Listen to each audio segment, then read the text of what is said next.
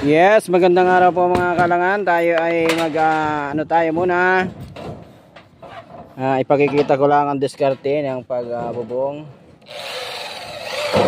Pag kayo magbububong ng ganito, yan napapansin niyo yung mga dulo, lalo sa may mga palupo.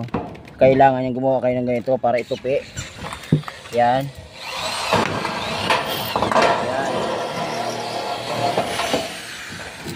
Tapos pag natupi nyo ng ganyan, lumakas man yung ulan, hindi siya papasok papunta sa palupo, lalo na may mga palupo.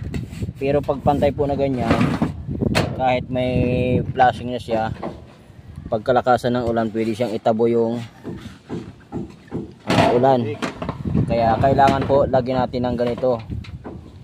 Ayan, isang ano lang po ito, isang tips sa mga nagpapagawa ng mga palupo, lalo na may mga palupo na katulad ng ganun.